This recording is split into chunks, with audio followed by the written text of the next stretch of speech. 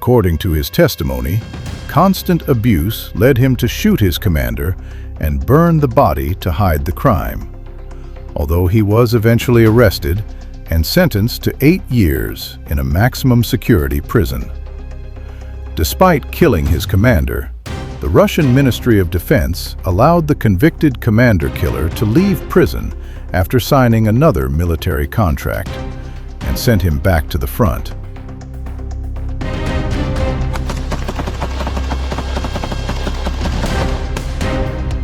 Russian convict soldiers have started to revolt against the very commanders responsible for forcing them into suicidal assaults, with some even executing officers and elite drone operators involved in killing their own men. The first incident involved a Russian soldier who was captured by Ukraine and admitted that he had murdered his own company commander during an earlier deployment.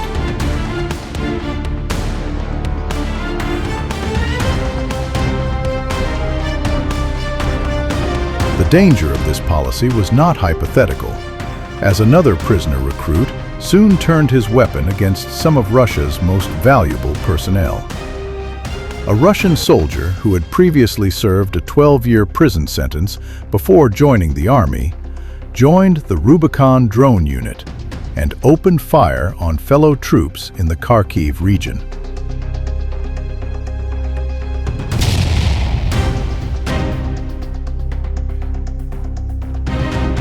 By doing so, Russia knowingly rearmed a soldier who had already proven willing to kill his own officers, showing that finding more recruits had become more important than protecting its own chain of command.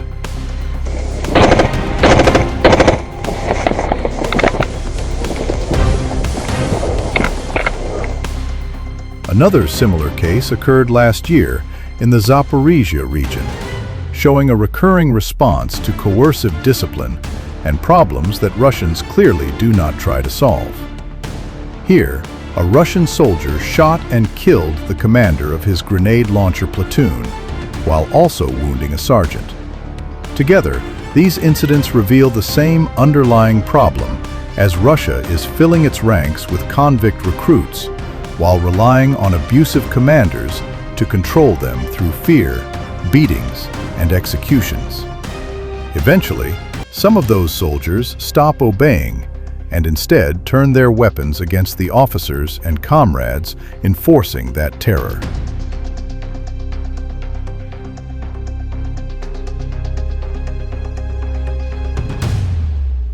The shooting killed 6 soldiers and wounded 2 others, including highly trained Rubicon drone operators. These specialists are difficult to replace and are deployed to Russia's most important offensive sectors. Their deaths represented that convict recruits are beginning to target the very personnel responsible for enforcing Russia's brutal system of control. Since Rubicon drone crews are frequently used to direct strikes against Russian soldiers attempting to retreat or surrender, they have become natural targets for troops seeking revenge against those killing their own comrades.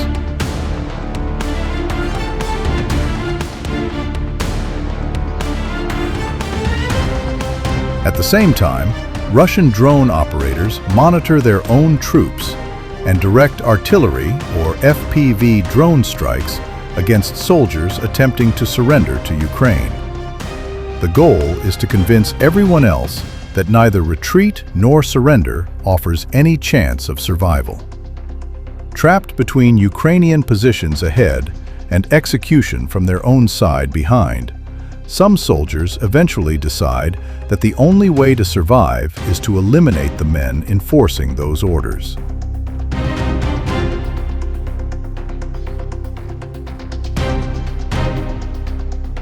The reason this violence keeps emerging is that many Russian soldiers no longer want to fight, but have virtually no safe way to escape the battlefield. Refusing orders can result in imprisonment, severe beatings, or execution.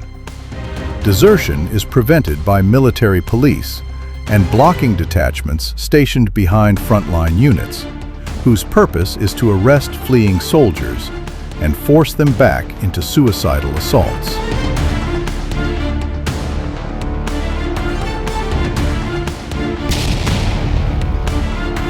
As Ukrainian strikes destroy military police vehicles, kill blocking detachments, and disrupt their patrols, gaps begin to appear in this system of coercion. Those gaps make desertion easier, and successful escapes can quickly encourage others to follow.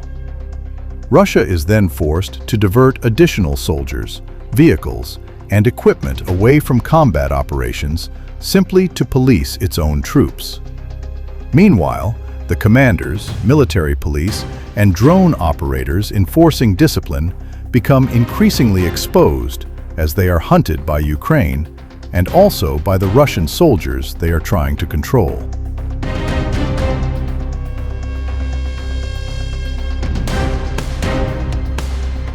Interestingly, Ukraine has recognized that these blocking detachments are essential to keeping unwilling Russian soldiers in combat and has begun deliberately targeting them. One recent strike destroyed a Russian military police armored vehicle belonging to a unit that had been heavily reinforced across Russian-controlled Donetsk, specifically to prevent desertion. This reflects a broader Russian problem, as constant suicidal assaults reduce morale. Collapsing morale increases refusals and desertions, and those desertions force Russia to deploy even more blocking units to maintain discipline.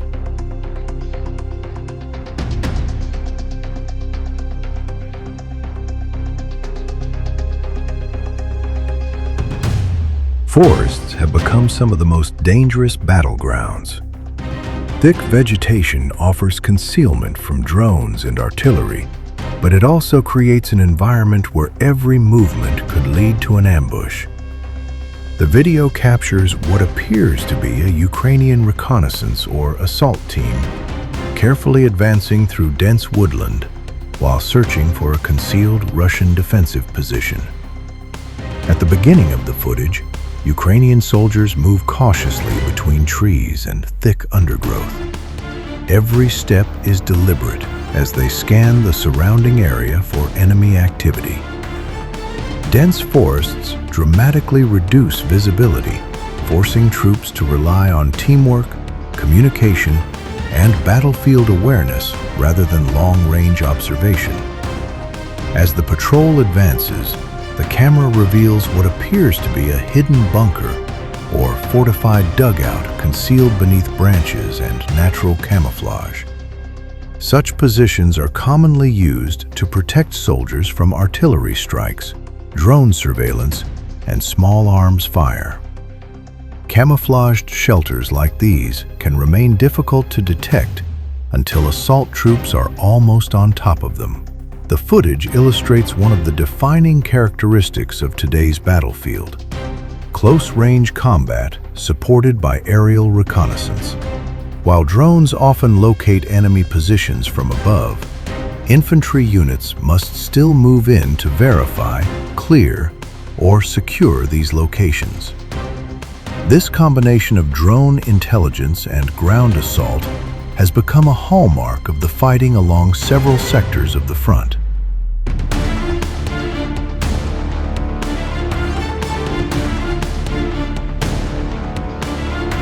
A newly released battlefield video offers a close-up look at what appears to be a Ukrainian Special Operations Forces mission carried out in dense woodland terrain. Captured from a helmet-mounted camera, the footage places viewers alongside assault troops as they move through a forest, using natural cover to advance toward enemy positions. The operation begins with soldiers navigating narrow forest roads and heavily wooded areas. The dense trees and uneven terrain provide concealment, but also limit visibility, forcing troops to move cautiously while maintaining communication with their teammates. Every movement appears deliberate, reflecting the constant threat posed by enemy observation and hidden defensive positions. As the team advances deeper into the forest, the soldiers take advantage of tree lines, fallen branches, and natural depressions in the ground to minimize their exposure. Modern woodland warfare has become a contest of detection, where avoiding enemy drones and reconnaissance assets